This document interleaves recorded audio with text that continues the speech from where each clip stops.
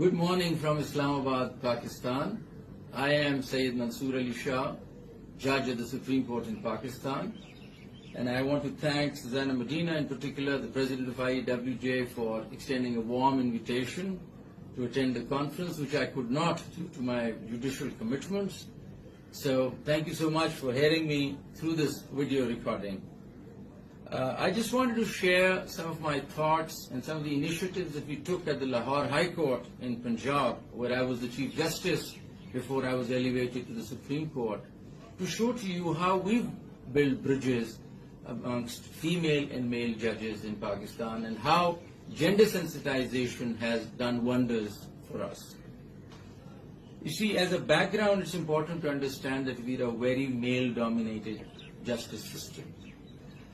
14% of our district judiciary is female judges, whereas at the constitutional level, at the Constitutional Court, we just have 5% of the judges who are female judges. And with two of our judges who are now from the Constitutional Court who are now in Buenos Aires, you can imagine that the country is working under 5% at the moment. So we realized the problem. We thought that while we're inducting male and female judges, they are working on their own. They seem to be working in isolation, like two distinct sets of people working in the same judicial system. They were not working as a team. They each harbored views against each other just on the basis of gender. They thought that they were male judges and they had all the positions, they had all the administrative positions, all the important cases were going to them, and the female judges thought that they were somehow treated as lesser judges because they were not given the assignments they were supposed to be given, they were not marked important cases, so there was a bit of a dysfunctional relationship between the two. We thought it was not good for the justice sector because if both the judges who are equally able are going to work like this, we cannot possibly deliver justice and have an efficient justice system. So we thought of looking into the concept of gender sensitization. And we thought that this characterization that we seem to have built on the basis of sex alone has to go. We need to start thinking of the person, we need to start thinking of the ability of the person rather than the sex itself. So we reached out to ADB and then also to IAWJ, and I must thank them for the great effort they've done in helping us understand the subject, the issues, and help in changing our mindset. So we started working on both the tiers. We thought we'd look at the workplace and see the gender issues at the workplace as well as in the courtroom, because how a judicial mind also have to have gender sensitivity in the courtroom. So first, let me just share with you the workplace concept. We felt that the judges, female judges, thought that they were being treated as lesser judges, and they did not have the kind of say that they should have had, and they were not involved in most of the administrative work. And any system which is unjust, we thought, any system which at the workplace is unjust could not possibly produce just and fair judges, because that would lead to frustration and could not lead to effective judges who could dispense justice. So we came up with various policies. We came up with the gender policy ensuring that every female judge is part and parcel of the administrative decision-making committees. So every committee would have a female judge in it, one or more.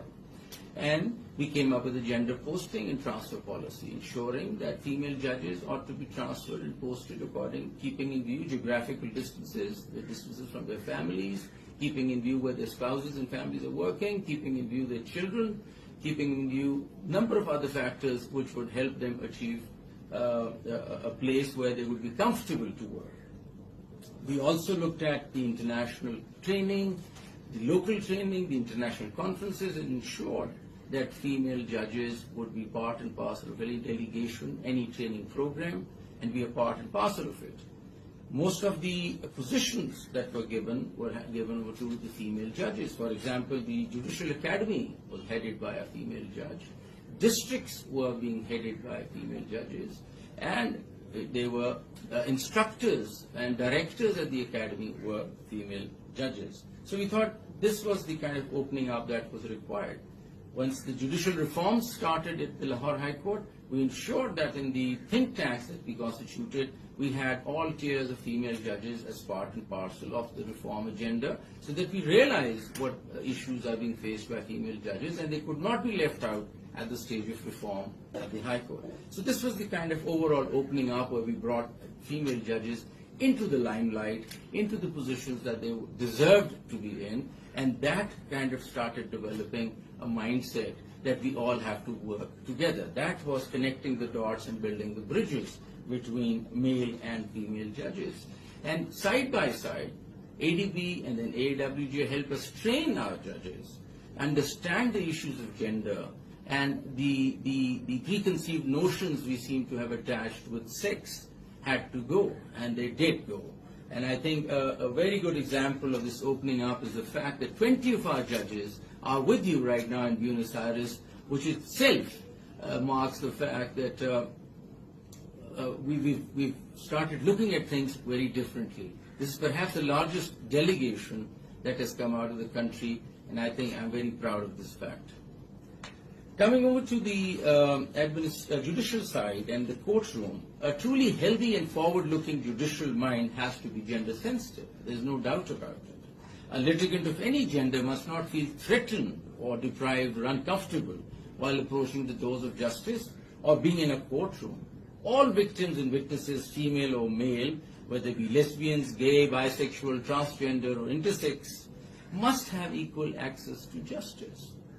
We also stress that majority of victims of inequality and discrimination and violence are women in our society in comparison to men. And this sensitivity had to be built in. Infrastructurally, we went ahead and established a gender-based violence court. This court is sensitive to the needs of all vulnerable victims and witnesses of gender-based violence, which includes children. GBV courts are, the victims are greeted and assisted by female support officers. They can give their evidence using a TV monitor without having to be in the courtroom. Practice guidelines requiring appropriate questioning by lawyers to ensure questions are not degrading and humiliating. Court orders are also made for their security and protection, and GBV cases are being fast-tracked to minimize delays. Similarly, we've established child care courts to ensure that children are who are offenders are also treated with sensitivity throughout the process. Justice Alia Neelam, who's there from the High Court, is monitoring these courts and doing a wonderful job at it. So in the end, I would like to say that the 20 female judges from the district are here with you, and everyone has a story to tell. I encourage them to frankly share their sense of empowerment with you all. The 2 High Court judges will tell you how they played a pivotal role in redesigning administrative structures of the court hand in hand with male judges. Justice Aisha Malik, who's there, is one of the leading lights that has brought about this change, and my salutes to her too. I think we're getting there. I'm very sure that we've got there. Thanks to the wonderful support and encouragement of IAWJ.